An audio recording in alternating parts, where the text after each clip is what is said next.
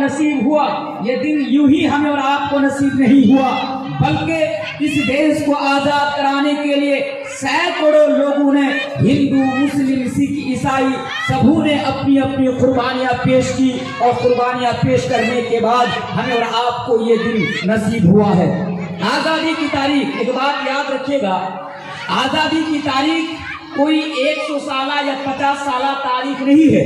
आजादी की तारीख 200 साल से भी ज्यादा पर आजादी की तारीख यानी मुहीद होती है। मैं आपको बता दूं चंद मिनट में, मुख्तसर वक्त में, कि आजादी की तारीख बड़ा दर्दनाक और बड़ा भयानक है। मैं आपको ये भी बता दूं कि जब 15 अगस्त की तारीख आती है तो ये 15 अगस्त की तारीख उन लोगों के गाल पर तमाचा मारते हुए उनको ये सबक देती है कि जो लोग आज हमारे इस आजाद भारत के अंदर हिंदू और मुसलमानों के नाम पर राजनीति करते हैं, जब 15 अगस्त की तारीख आती है तो उन लोगों के गाल पर तमाचा मारती है जो लोग हमारे मुल्क हिंदुस्तान को हिंदू राष्ट्र घोषित करना चाहते हैं। जब 15 अगस्त की तारीख आती है उन लोगों के गाल पर तमाचा मारते हुए उनको ये सबक देती है जो इस देश के अंदर से मुसलमानों को पाकिस्तान या बांग्लादेश भेजने की बात करते हैं और जो कहते हैं कि ये देश मुसलमानों का नहीं, ये देश हमारा है। इसीलिए किसी शायर ने क्या खूब कहा है कि जब पड़ा वक्त गुलिस्तां को तो खून हमने दिया, जब पड़ा वक्त गुलिस्तां को तो खून हमने दिया, जब आई बहार तो कहते हो तेरा काम नहीं। इससे मुराद ये है कि जब इस मुल्क के अंदर अंग्रेज लोगों पर जुल्म कर रहे थे तब सबसे ज्यादा मुसलमानों ने कुर्बानी पेश की। आपको 1 मिनट के अंदर बड़ी कीमती बातें बताकर जा रहा हूं, जो लोग मेरी बातों को समझ पा रहे हैं आप इसको ज़हीन नशीन कर लीजिएगा।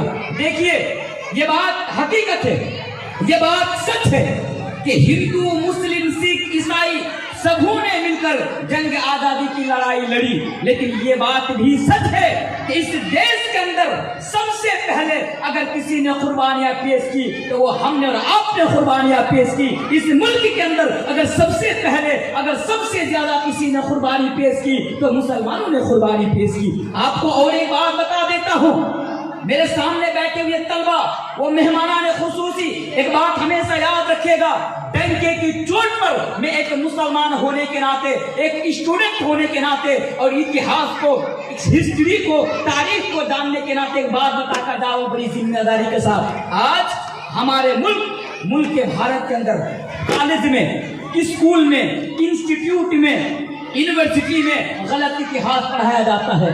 आजादी के ताल्लुक से आज हमें और आपको गलत इतिहास पढ़ाया जाता है।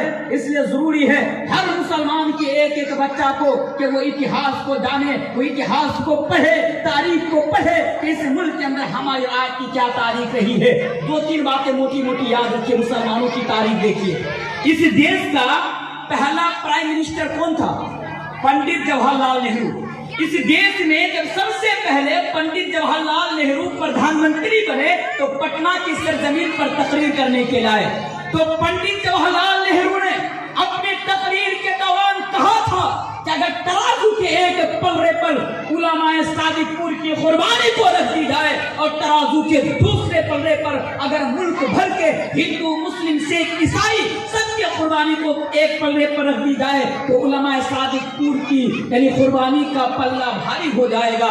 उससे मुराद पंडित जवाहरलाल नेहरू ने कहा था कि इस मुल्क के अंदर सबसे पहले मुसलमानों ने और सबसे ज्यादा मुसलमानों ने कुर्बानी पेश की। लास्ट में इतना बताकर जाता हूँ, बड़ा लंबा इतिहास है, बड़ी लंबी तारीख है, मैं उधर नहीं जाना चाहता हूँ, पर आज मैं आपके जरिए से, अल फल्ला स्कूल के जरिए से, तमाम लोगों के जरिए से आज मैं देशवासी को 15 अगस्त को ये पैगाम देना चाहते हैं कि सुन लो साहब, ये देश 1947 में आजाद हुआ और इस आजादी के लिए हिंदू, मुस्लिम, सिख, ईसाई सबों ने अपनी कुर्बानियां पेश की। इसलिए इस मुल्क के अंदर हिंदू का भी अधिकार है, मुसलमानों का भी अधिकार है, सिखों का भी अधिकार है। इस मुल्क के अंदर रहने वाले हर इंसान का इस मुल्क में जीने का, चलने का, पढ़ने का, हर चीज करने का अधिकार है, क्योंकि ये मुल्क किसी के बाप की जागीर नहीं कि तुम किसी को मुल्क में रखोगे और किसी को मुल्क से निकाल दोगे।